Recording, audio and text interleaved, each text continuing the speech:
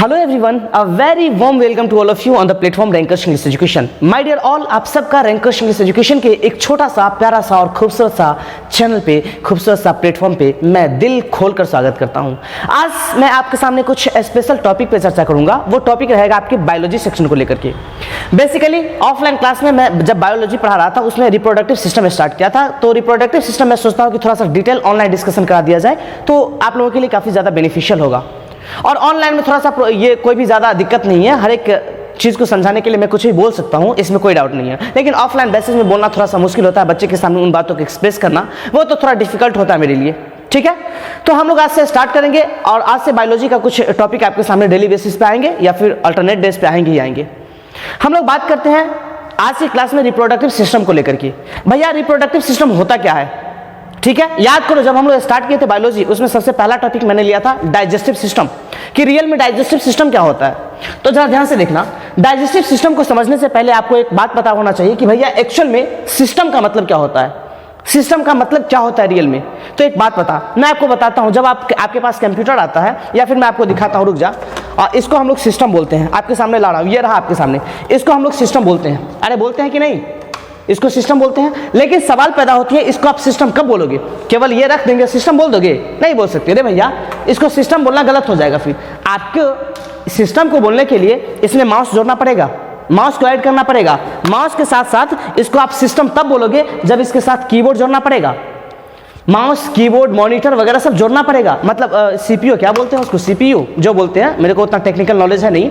सब कुछ को साथ में जोड़ते हैं तब इसको सामूहिक रूप से हम लोग सिस्टम बोलते हैं। ईमानदारी से बता, अभी अभी मैंने आपके सामने बोला कि इसको सिस्टम मैंने तब बोला, एक मिनट रुक जा मेरे भाई, इसको मैंने सिस्टम तब बोला जब इसमें एक नहीं एक से ज्यादा चीजें जुड़ रही है। एक नहीं एक से ज्यादा चीजें जुड़ रही है, और जैसे ही सारे के सारे चीज जुड़ करके एक नया चीज का निर्माण करता है उसे मैं सामूहिक रूप से नाम देता हूं सिस्टम का।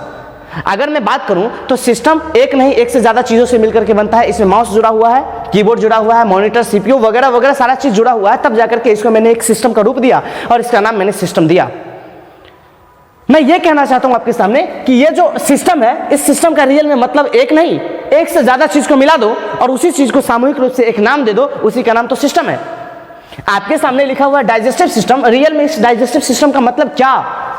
तो डाइजेस्टिव सिस्टम का मतलब हुआ कि भैया एक से ज्यादा ऐसा तंत्र, एक से ज्यादा ऐसा कोई भी काम करने वाला अंग, एक से ज्यादा कुछ भी जो डाइजेशन में हेल्प करता हो, उसी को तो सामूहिक रूप से डाइजेस्टिव सिस्टम का नाम दिया गया। एक बार फिर से सुनो, डाइजेस्टिव सिस्टम उसको बोलेंगे एक ऐसा सिस्टम, ध्यान से समझना रे, एक ऐसा सिस्टम जो डाइजेशन में हेल्प करता है। एक ऐसा सिस्टम जो डाइजेशन में हेल्प करता है उसे सामूहिक रूप से डाइजेस्टिव सिस्टम बोलेंगे। और सिस्टम एक नहीं एक से ज्यादा चीज मिल करके बनेगा। ठीक है, इसी सिलसिले को हमने आगे बढ़ाया। और दूसरा हम लोग बात किए थे रेस्पिरेटरी सिस्टम को लेकर के। रेस्पिरेटरी सिस्टम ध्यान से देखना, इसके बाद हम लोग आएंगे रिप्रोडक्टिव सिस्टम पे। देखो ये है आपके सामने रेस्पिरेटरी सिस्टम, यानी सिस्टम हम उसको बोलेंगे जिसमें एक से ज्यादा चीज मिली हुई है, पहली बात। दूसरी बात, ये रेस्पिरेटरी सिस्टम उसको बोलेंगे एक ऐसा सिस्टम जो रेस्पिरेशन में, जो सांस लेने में हमारी मदद करती है, उसे सामूहिक रूप से रेस्पिरेटरी सिस्टम का नाम दिया जाता है। उसे सामूहिक रूप से रेस्पिरेटरी सिस्टम बोलेंगे। जब हम लोग बात कर रहे थे सर्कुलेटरी सिस्टम को लेकर के, तो सर्कुलर मतलब जो सर्कुलर हम कह सकते हैं, जो सर्कुलेट हो रहा था वो हमारे अंदर, बॉडी के अंदर वो ब्लड था। सर्कुलेट कहने का मतलब हुआ किसी भी चीज को एक जगह से दूसरी जगह ट्रांसफर कर देना। जैसे सुनना, अगर तुम्हारी शादी होगी तो तुम किसी के कोई लड़की को वहां से यहां लाओगे, फिर अपने घर में शादी करोगे किसी लड़की का, तो वो लड़की यहां से वहां जाएगी। वहां पे लड़की का ट्रांसफॉर्मेशन हो रहा है, लड़की का सर्कुलेशन हो रहा है। जैसे मेरे पास नॉलेज है, मैं आपको नॉलेज शेयर कर रहा हूं, आप किसी और को नॉलेज शेयर करोगे, वो किसी और को शेयर करेगा, उस केस में हम बोल सकते हैं कि यहाँ पे नॉलेज का सर्कुलेशन हो रहा है। सर्कुलेशन कहने का मतलब हुआ एक जगह से दूसरी जगह किसी भी चीज का ट्रांसफर होना। क्लियर हुआ? इसके बाद हम लोग बात किए थे शायद एक्सक्रीटरी सिस्टम। मतलब एक्सक्रीटरी सिस्टम यानी वेस्ट मटेरियल को बाहर करने के लिए जितनी भी चीजें की जरूरत पड़ती है उसे सामूहिक रूप से एक्सक्रीटरी सिस्टम का नाम दिया गया है। मैं धीरे धीरे हर एक चीज पे जिक्र करूंगा, लेकिन आज की जो क्लास है वो बेसिकली होगी रिप्रोडक्टिव सिस्टम को लेकर के। और हम लोग समझेंगे कि रियल में रिप्रोडक्टिव सिस्टम होता क्या है, किस तरीके से परफॉर्म करता है, किस तरीके से किसी भी बच्चे के फॉर्मेशन के लिए किन किन चीजों की आवश्यकता होती है, मेल रिप्रोडक्टिव सिस्टम क्या होता है, फीमेल रिप्रोडक्टिव सिस्टम क्या होता है, किस तरीके से मेल रिप्रोडक्टिव सिस्टम फंक्शन करता है, किस तरीके से फीमेल रिप्रोडक्टिव सिस्टम फंक्शन करता है, सारी चीजों को लेकर के हम डिटेल एक्सप्लेन करेंगे। तो मेरे साथ बने रहिए। सबसे पहला आज हम जिक्र करेंगे जो आपके सामने आएगा, उसका नाम है रिप्रोडक्टिव सिस्टम। ध्यान से देखना, रिप्रोडक्टिव सिस्टम। सुनो, एक्चुअल में इस रिप्रोडक्टिव सिस्टम को समझने से पहले मैं आपको समझाता हूं कि रिप्रोडक्शन क्या होता है। किसी भी सिस्टम को समझने से पहले उसके अंदर में जो उसका बेस है उसको समझना बहुत ज़्यादा जरूरी है। तो मैं आपको बता दूं कि ये जो रिप्रोडक्टिव सिस्टम जो हम पढ़ेंगे, इससे पहले हम समझते हैं कि रियल में रिप्रोडक्शन होता क्या है, जनन होता क्या है। तो भैया देखो, रिप्रोडक्शन उसको बोलेंगे जब अपने जैसे संतान को कोई इंसान या फिर कोई भी चीज़ उत्पन्न करता है, उसी को हम लोग रिप्रोडक्शन बोलते हैं। रिप्रोडक्शन कहने का मतलब हुआ कि सेम प्रोडक्ट, समझ में आया? यानी सेम जैसे बच्चों को अगर उत्पत्ति कर रहा है कोई भी इंसान, सेम जैसे बच्चों को या फिर सेम चीजों को अगर उत्पन्न कर रहा है, उसी का नाम तो रिप्रोडक्शन दिया गया। क्लियर हुआ? अब जरा समझते हैं कि ये जो रिप्रोडक्शन है वो कितने प्रकार से होते हैं, रिप्रोडक्शन का रियल में क्या क्या प्रकार है। तो सबसे पहले सुनो एक मिनट, ये जो रिप्रोडक्टिव सिस्टम है भाई, इसको हम बोलेंगे एक ऐसा सिस्टम जो पूरे के पूरे सिस्टम मिलकर के रिप्रोडक्शन में जो सहायता करेगा, उसी को सामूहिक रूप से हम लोग रिप्रोडक्टिव सिस्टम बोलेंगे। रिप्रोडक्टिव सिस्टम उसको बोलेंगे जो सामूहिक रूप से रिप्रोडक्शन में हेल्प करेगा, जो सामूहिक रूप से रिप्रोडक्शन में फंक्शन करेगा, उसी को हम लोग रिप्रोडक्टिव सिस्टम बोलते हैं। अब बात करते हैं कि रिप्रोडक्शन कितने प्रकार से होगा। तो रिप्रोडक्शन फिलहाल के लिए मैं आपको बताता हूं, और फिलहाल के लिए क्या, पूरे के पूरे रिप्रोडक्टिव पार्ट के लिए मैं बोलता हूं, पूरे के पूरे रिप्रोडक्शन चैप्टर के लिए मैं बोलता हूं कि दो पार्ट्स में इसको हम लोग दो तरीके से रिप्रोडक्शन होगा। सबसे पहला जो होता है जिसको हम लोग बोलते हैं असेक्सुअल, रुक जा, असेक्सुअल, और दूसरा रिप्रोडक्शन होता है जिसको हम लोग बोलते हैं सेक्सुअल रिप्रोडक्शन। ध्यान से समझना, पहला जो रिप्रोडक्शन है उसका नाम क्या है, असेक्सुअल रिप्रोडक्शन, और दूसरा रिप्रोडक्शन है उसका नाम सेक्सुअल रिप्रोडक्शन। यानी आपके सामने रिप्रोडक्शन कितने तरीके से होगा, दो तरीके से होगा।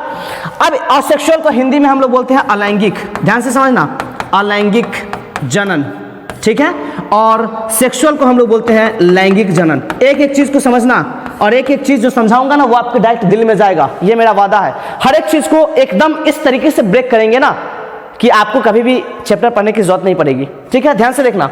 यानी आपके सामने जो रिप्रोडक्शन होगा वो कितने तरीके से, दो तरीके से होगा। सबसे पहला जो है उसका नाम क्या है, असेक्सुअल, जिसको हम लोग अलैंगिक बोलते हैं। दूसरा आपके सामने लिखा हुआ है सेक्सुअल, जरा ध्यान से देखो, जिसको हम लोग लैंगिक बोलते हैं। अच्छे से समझना माय डियर, अगर आपके सामने कोई इंसान बोलता है कि वो साधारण व्यक्ति है, इसका मतलब ऐसा जो साधारण है, लेकिन कभी कभी देखोगे ये असाधारण व्यक्ति है, इसका मतलब क्या, ऐसा व्यक्ति जो साधारण नहीं है उसी को तो असाधारण बोले, ठीक है।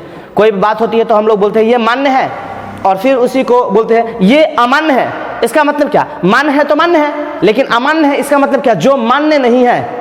जैसे हम लोग फिजिक्स में पढ़ते हैं अदिश, सदिश, सदिश उसको बोलेंगे जिसमें दिशा रहेगा, अदिश जिसमें दिशा नहीं है।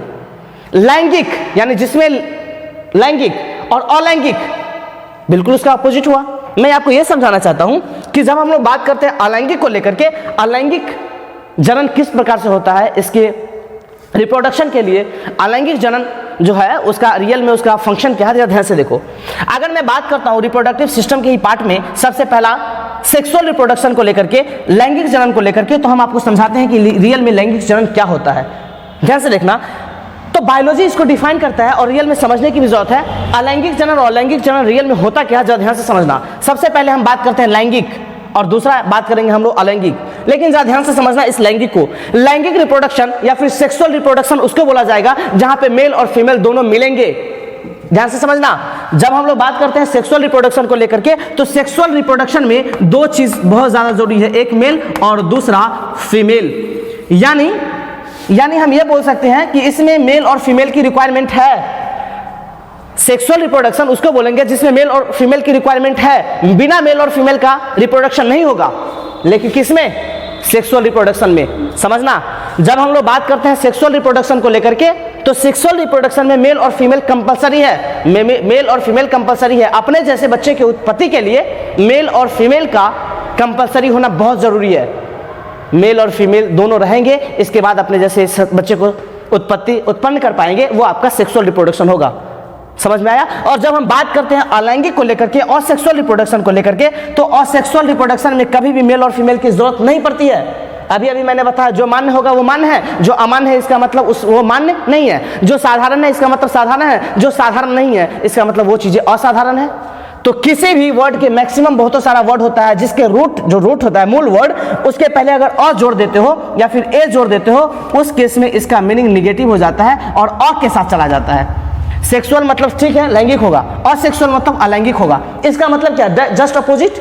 मैंने अभी आपके सामने बोला कि लैंगिक जनन उसको बोलेंगे जहां पे मेल और फीमेल कंपलसरी होएगा, यानी मेल और फीमेल की रिक्वायरमेंट है, लेकिन अलैंगिक उसको बोलेंगे जिसमें मेल और फीमेल की रिक्वायरमेंट एकदम नहीं है, बिल्कुल भी नहीं है। यानी अलैंगिक में मेल और फीमेल की रिक्वायरमेंट एकदम नहीं है, यानी इसमें ना तो मेल होगा और ना ही इसमें फीमेल होंगे।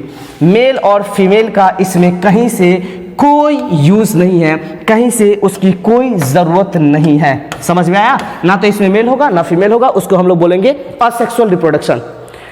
मैं उम्मीद करता हूं कि आपको दो चीज समझ में आ गई, एक तो सेक्सुअल रिप्रोडक्शन, दूसरा असेक्सुअल रिप्रोडक्शन। सेक्सुअल रिप्रोडक्शन उसको बोलेंगे जिसमें मेल और फीमेल कंपलसरी है, असेक्सुअल रिप्रोडक्शन उसको बोलेंगे जिसमें मेल और फीमेल की रिक्वायरमेंट एकदम नहीं है। ठीक है? अब कहां होता है सेक्सुअल रिप्रोडक्शन, कहां होता है असेक्सुअल रिप्रोडक्शन, मतलब किसमें होता है, सारी चीजों पे हम जिक्र करेंगे धीरे धीरे, क्योंकि धीरे। ठीक है, आगे बढ़ते हैं। जरा ध्यान से देखना, जब हम बात करते हैं इस सेक्सुअल रिप्रोडक्शन को लेकर के, तो ये ह्यूमन भी होगा। अरे यार, ह्यूमन बोलो या फिर इसी को जानवर बोलो, यानी ह्यूमन या फिर हम इसी को बोल सकते हैं एनिमल। एनिमल के अंदर या फिर ह्यूमन के अंदर जो होता है वो सेक्सुअल रिप्रोडक्शन होता है मैक्सिमम। सेक्सुअल रिप्रोडक्शन तो भैया पेड़ पौधे में भी होता है, प्लांट में भी होता है। ठीक है, लेकिन वो चीजें जरूरत के हिसाब से हम लोग काम करेंगे, जब जरूरत पड़ेगी उसकी, इसके बाद हम लोग अच्छे तरीके से उस पर डिस्कस करेंगे, लेकिन अभी के लिए इतना ही सुन लो। ठीक है, आगे बढ़ते हैं। यानी ये जो है ये बेसिकली एनिमल में होगा, जानवर में भी होगा, इंसान में भी होगा। अरे भैया, इंसान भी एक तरह का जानवर ही है।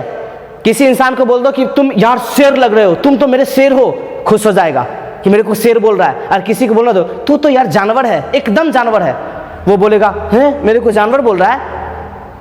लेकिन पगला को समझ में नहीं आ रहा है कि शेर भी अपने आप में जानवर भी है और जानवर ही अपने आप में जानवर ही है, दोनों का मतलब सेम है। लेकिन वो खुश हो जाता है, शेर कहो तो खुश हो जाएगा और जानवर कहो तो बुरा मान जाएगा। बस अपने स्टैंडर्ड को थोड़ा बढ़ा दिए, हर एक काम हो रहा है। समझ में आ रहा बात? चल देखिए, तो सेक्सुअल और असेक्सुअल आपको समझ में आ गया होगा।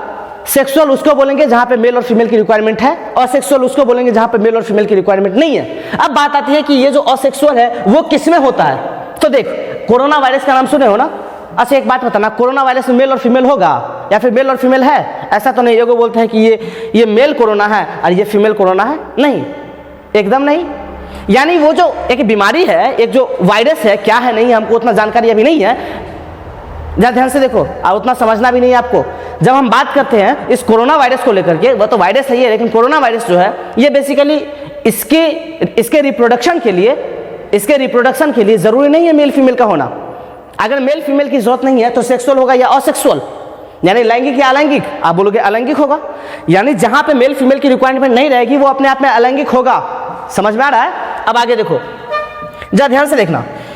अगर तुम देखो यार, एक बात समझना, अगर छोटका सा इतना कोरोना वायरस अगर ला करके, ऐसा साइंस ने प्रूफ किया है कि इतना कोरोना वायरस, एक चम्मच कोरोना वायरस अगर ला करके कहीं पे छोड़ दिया जाए तो पूरे के पूरे दुनिया को उड़ा देगा। इसका मतलब क्या? इतना ही जो है पूरे के पूरे दुनिया को कैसे उड़ा देगा? नहीं उड़ाना चाहिए। हाँ, उड़ा इसीलिए देगा कि ये जो है ना बहुत तेजी से रिप्रोडक्शन करता है, बहुत तेजी से रिप्रोडक्शन करेगा, और इसके रिप्रोडक्शन के लिए, इस कोरोना वायरस के रिप्रोडक्शन के लिए मेल फीमेल की रिक्वायरमेंट होती नहीं है, इसलिए रिप्रोडक्शन खटाखट होता चला जाएगा। समझ में आ रहा है बात? तो देखो आगे, देखो आगे हम लोग बात करते हैं कि ये जो अलैंगिक जनन है वो कितने प्रकार से होते हैं। तो देखना, अलैंगिक जनन के कुछ टाइप्स है। अलैंगिक जनन अलग अलग प्रकार से होते हैं। सबसे पहला जो होता है, जरा ध्यान से समझना, अलैंगिक के बारे में हम लिख रहे हैं, ठीक है? ये जो अलैंगिक है, अलैंगिक जनन, भैया नोट्स बनाते रहना, ज्यादा बेहतर होगा आपके लिए। अलैंगिक जनन किसके किसके द्वारा होता है? तो अलैंगिक जनन जो होगा सबसे पहला होगा विखंडन विधि द्वारा। विखंडन विधि द्वारा, अरे भैया आपके दिमाग में बात आएगा ना कि भैया इसमें मेल और फीमेल की रिक्वायरमेंट नहीं है, तब जाकर के किस तरीके से जनन होता है, रिप्रोडक्शन कैसे होता है, तो उसका कुछ प्रोसेस होगा। सबसे पहला प्रोसेस है आपके सामने विखंडन विधि द्वारा, जिसको फिजन बोलते हैं। दूसरा इसी का नाम दिया, दूसरा है जिसको हम लोग बोलते हैं मुकुलन विधि। ये जो मुकुलन है, इस मुकुलन के द्वारा भी आपके सामने रिप्रोडक्शन होगा। और तीसरा जिसको हम लोग बोलते हैं कायिक विधि। ध्यान से देखना, आपके सामने मैं 3 ही फिलहाल लिख रहा हूं। वैसे रिप्रोडक्शन तो होगा बहुत तरीके से रिप्रोडक्शन होगा, लेकिन अभी ज्यादा नहीं समझना है। नहीं तो बाउंस कर जाएगा। ध्यान से देखना, अलैंगिक जनन में जो रिप्रोडक्शन होगा उसका मैं प्रोसेस बता रहा हूं। सबसे पहला प्रोसेस है विखंडन विधि द्वारा, दूसरा प्रोसेस है मुकुलन विधि द्वारा, और तीसरा प्रोसेस है कायिक विधि द्वारा। ये सारा का सारा प्रोसेस है जिसके माध्यम से अलैंगिक जनन में, जो अलैंगिक जनन करता है उसमें रिप्रोडक्शन होता है। समझ में आ रहा है बात? तो देखिए, तो ये जो है माय डियर, ये आपके सामने जो लिखा हुआ है अलैंगिक जनन, इसमें रिप्रोडक्शन 3 तरीके से होगा, विखंडन विधि द्वारा, मुकुलन विधि द्वारा और कायिक विधि द्वारा। सवाल पैदा होता है कि सर ये विखंडन विधि क्या है, ये मुकुलन विधि क्या है, ये कायिक विधि क्या है, जरा सा एक्सप्लेन कर दीजिए ना। तो ध्यान से सुनना, जब हम बात करते हैं अलैंगिक जनन को लेकर के और अलैंगिक जनन में भी विखंडन को लेकर के, तो विखंडन क्या होता है इस पे जरा फोकस करना। मैं क्या बोला हूं? अरे ध्यान से सुनना भाई, मैं ये बोला हूं आपको कि जब हम बात करते हैं विखंडन विधि को लेकर के, तो विखंडन विधि बोलता है, विखंडन का मतलब क्या? टूटना, विभाजित होना, डिवाइड होना, वही अपने आप में विखंडन कहलाएगा। विखंडन का मतलब होगा टूटना। इसका मतलब क्या? छोटा छोटा चीज टूटेगा या बड़ा चीज टूटेगा? आप बोलोगे सर बड़ा चीज टूटेगा, यानी कोई भी बड़ा चीज छोटे छोटे अलग अलग टुकड़ों में टूट रहा है, इसका मतलब उसका डिवीजन हो रहा है। अरे भैया, इसका मतलब उसका विखंडन हो रहा है। इसका मतलब ये हुआ कि वो जो है ना, वो अपने जैसे संतान की उत्पत्ति कर रहे हैं, और उसी को तो हम लोग विखंडन बोलते हैं। विखंडन का मतलब मेरे भाई टूटना, विभाजित होना, टूट फूट करके अलग हो जाना। समझ में आ रहा है? जैसे देखो, एक बड़ा सा टुकड़ा लेता हूं आपके सामने, ध्यान से सुनना। एक बड़ा सा टुकड़ा है, सुनो, ये बड़ा सा टुकड़ा है, ठीक है। और ये जो बड़ा सा टुकड़ा है, इसका न्यूक्लियस, ध्यान से सुनना भाई, इसका जो न्यूक्लियस है, इसको लिख देता हूं, ये इसका न्यूक्लियस छोटे छोटे अलग अलग टुकड़ों में विभाजित हो जाएगा। इसका मतलब सेम जैसे बच्चे को उत्पत्ति कर रहा है। समझना, एक मिनट देखो, ये पूरा है आपके सामने, और ये छोटे छोटे टुकड़ों में टूटना स्टार्ट हो गया, छोटे छोटे टुकड़ों में टूटना स्टार्ट हो गया। तो एक बात बता, एक बड़ा सा चीज छोटे छोटे टुकड़ों में टूट रहा है, इसका मतलब क्या? इसका डिवीजन नहीं हुआ? बिल्कुल हुआ। अरे भैया, इतना बड़ा था और ये छोटा छोटा टुकड़ा में टूट गया। टूटने का मतलब क्या? अपने जैसे सेम संतान की उत्पत्ति कर रहा है। अब भैया छोटा है तो क्या हुआ? ऐसा थोड़ी ना कि बच्चा जितना बड़ा इसका माँ बाप रहेगा उतना ही बड़ा बच्चा पैदा होते समय नहीं ना रहेगा, छोटा ही रहेगा। कोई छोटा होगा तो कोई थोड़ा बड़ा होगा। समझ में आ रहा है? तो ये जो है ये बड़ा है, ठीक है, बड़ा है, यानी ये हम कह सकते हैं कि एक न्यूक्लियस है और इसका जो डिवीजन हो रहा है वो छोटे छोटे टुकड़ों में हो रहा है। इसका मतलब क्या? इसका मतलब ये हुआ कि छोटे छोटे डिवीजन में, छोटे छोटे जो पार्ट में बट रहे हैं, यानी सेम जैसे बच्चों की उत्पत्ति कर रहे हैं, सेम जैसे बच्चों का पैदावार बढ़ा रहे हैं। माय डियर, मैं आपको ये समझाना चाहता हूं कि अगर सेम जैसे बच्चों का उत्पन्न कर रहा है एक ही न्यूक्लियस मिलकर के, इसका मतलब विखंडन हो रहा है। बड़ा सा टुकड़ा छोटे छोटे टुकड़ों में टूट रहा है, डिवीजन हो रहा है, उसी को तो हम लोग विखंडन के नाम से जानते हैं। मैं उम्मीद करता हूं कि विखंडन समझ में आ गया होगा। अब हम लोग बात करते हैं कि रियल में मुकुलन क्या होता है, मुकुलन विधि क्या है। तो ध्यान से सुनना, यह मुकुलन विधि क्या है अच्छे से सुनिएगा। देखो, आपके सामने इस मुकुलन विधि के बारे में हम जिक्र करते हैं कि रियल में मुकुलन विधि क्या है। मुकुलन विधि बताने की कोशिश करता है कि कोई भी एक पेड़ है, ठीक है, कोई भी एक पेड़ है, पेड़ का सपोज करो, रुक जाओ, ये सपोज करो कि आपके पास एक पेड़ है, ठीक है, ये पेड़ है आपके पास। समझ में आ रहा है? ध्यान से देखना, ये आपके पास पेड़ है, ठीक है। ये पेड़ जो है वो धीरे धीरे बड़ा होगा। इसका मतलब क्या? ये पेड़ है पूरा, इसका डाल ये है, मतलब ये इसका ब्रांच है, यानी अगर ये पेड़ बड़ा होगा धीरे धीरे, इसका मतलब ये भी तो बड़ा होगा, तो बहुत समय के बाद ये भी बड़ा हो गया। समझना, इमेजिन करना, ये पेड़ है पूरा, ठीक है, धीरे धीरे पेड़ का उम्र भी था, इसका मतलब इसका साइज भी बढ़ता चला गया। एक समय ऐसा आएगा जब इसका साइज बहुत बड़ा हो जाता है, और बड़ा होने के बाद ये चीजें यहां से टूट करके नीचे गिर जाती है, और गिर करके फिर से ऐसा ही पेड़ का निर्माण करना ही मुकुलन कहलाएगा। एक बार फिर से समझना प्लीज। देखो, ये पूरा पेड़ है, ठीक है, ये पेड़ है, ये पेड़ जो है, ये पेड़ धीरे धीरे बढ़ेगा, इसका मतलब इसकी उम्र बढ़ेगी तो इसका हाइट बढ़ेगा, इसका मतलब इसमें जितने भी चीज है, जितना भी पार्ट है, सब बढ़ेगा। और जैसे बढ़ता चलाएगा तो एक समय ऐसा आएगा कि ये जो टहनी है, एक समय ऐसा आएगा जब ये चीजें बड़ा हो जाएगा और बड़ा होकर के टूट करके नीचे गिर जाता है। और जैसे ये टूट करके नीचे गिरा, फिर एक समय ऐसा आएगा जब यही चीज फिर से एक पेड़ का रूप ले लेगा, उसी को हम लोग मुकुलन विधि के नाम से जानते हैं।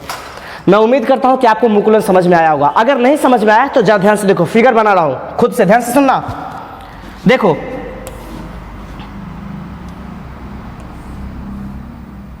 ध्यान देना भाई, ठीक है, ये आपके सामने बन रहा है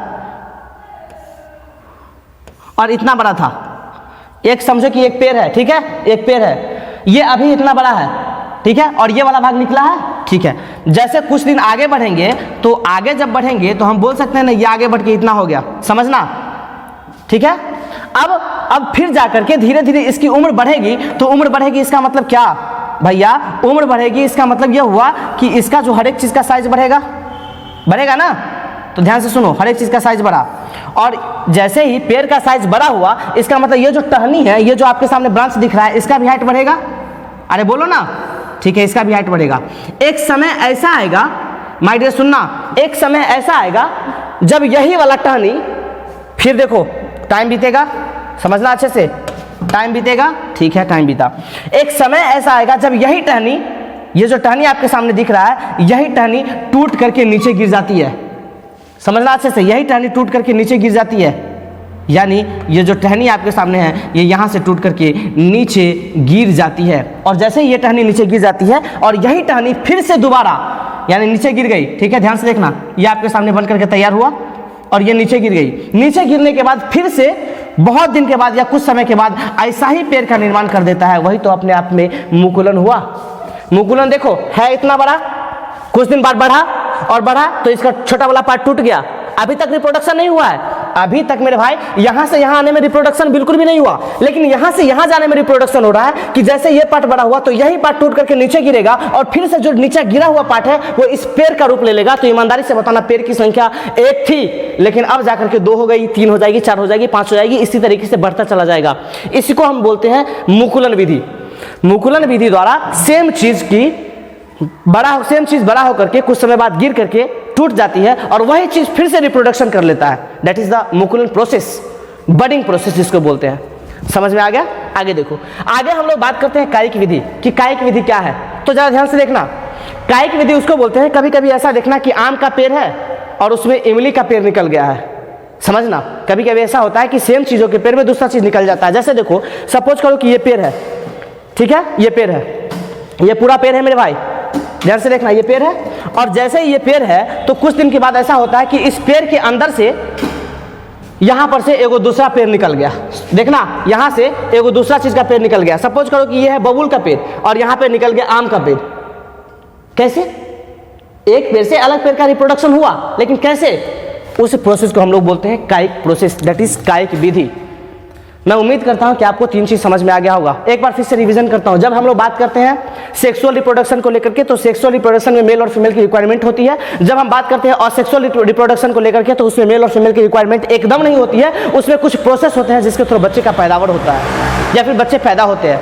वह सबसे पहला प्रोसेस था विखंडन। विखंडन में होता है कि एक बड़ा सा चीज जो है ना छोटे छोटे टुकड़े में टूट जाता है। एक बड़ा सा बाप छोटे छोटे बेटा में उसको पैदा करता है बेटा के रूप में, दैट इज द विखंडन, या फिर इसको फ्यूजन बोलते हैं। मुकुलन विधि उसको बोल रहे थे जहां पे सेम चीज कुछ दिन के बाद बढ़ करके वो चीज टूट करके नीचे गिर जाता है और फिर से वैसा ही पेड़ का निर्माण कर देता है, वो प्रोसेस है मुकुलन। जब हम बात करते हैं कायिक को लेकर के, तो कायिक विधि उसको बोलते हैं जहां पे माय डियर एक पेड़ में दूसरा पेड़ आकर के सट जाता है। पता न कैसे, भगवान का क्या क्रिएशन है या फिर होगा कुछ, इसका प्रोसेस आगे बताएंगे अगर मालूम चलेगा तो उस प्रोसेस को हम लोग बोलते हैं कायिक विधि।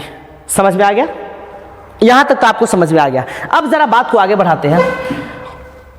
आपके सामने मैंने सेक्सुअल रिप्रोडक्शन और असेक्सुअल रिप्रोडक्शन को बहुत अच्छे तरीके से एक्सप्लेन किया। अब बात करते हैं हम लोग कि भैया सेक्सुअल रिप्रोडक्शन में मेल रिप्रोडक्टिव सिस्टम क्या होता है, मेल रिप्रोडक्टिव सिस्टम किस तरीके से परफॉर्म करता है।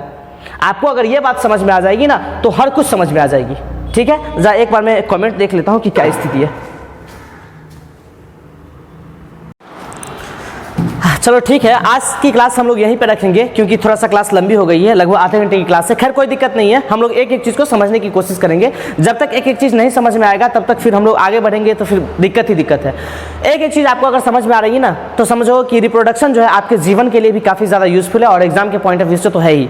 तो अगर आप अपने जीवन को अच्छा बनाना चाहते हो, आप अपने एग्जाम में अच्छा स्कोर करना चाहते हो, उसके लिए भी रिप्रोडक्शन काफ़ी ज़्यादा ज़रूरी है। लेकिन सबसे ज़्यादा ज़रूरी है आपके लाइफ के लिए। मैं रिप्रोडक्शन को ऐसे पढ़ाऊंगा कि आपके लाइफ में कहीं से कोई दिक्कत नहीं बचेगी, एक छोटा सा भी कन्फ्यूजन नहीं बचेगा कि रियल में इसका क्या क्या यूज़ है, नहीं है, हर एक चीज़ को मैं बताऊंगा। आज हम थोड़ा सा बात किए थे इस रिप्रोडक्शन को लेकर के, और रिप्रोडक्शन में मैंने लैंगिक अलैंगिक के बारे में जिक्र किया, सेक्सुअल असेक्सुअल के बारे में। और कल से जो हम स्टार्ट करेंगे वो आपका रहेगा सबसे पहला जो हम लोग पढ़ेंगे वो रहेगा मेल रिप्रोडक्टिव सिस्टम। इसके बाद हम लोग आगे पढ़ेंगे फीमेल रिप्रोडक्टिव सिस्टम। फिर हम लोग देखेंगे मेल रिप्रोडक्टिव सिस्टम और फीमेल रिप्रोडक्टिव सिस्टम दोनों किस तरीके से फंक्शन करते हैं और एक बच्चे का फॉर्मेशन कैसे होता है। आज की क्लास को मैं यहीं तक रोकूंगा क्योंकि क्लास थोड़ी सी लंबी हो जाएगी और टाइम भी ज़्यादा ही हो चुके हैं। मैं उम्मीद करता हूँ कि आपको ये क्लास समझ में आई होगी और बहुत मज़ा आया होगा और इसी तरीके से डेली बेसिस से पढ़ाई करते रहिए। और खैर ठीक है, जो हुआ सो अच्छा ही हुआ, मतलब जितना भी हम लोगों ने पढ़ा वो ठीक ही है। और आज की क्लास को यहीं तक रोकते हैं। Bye bye and take care.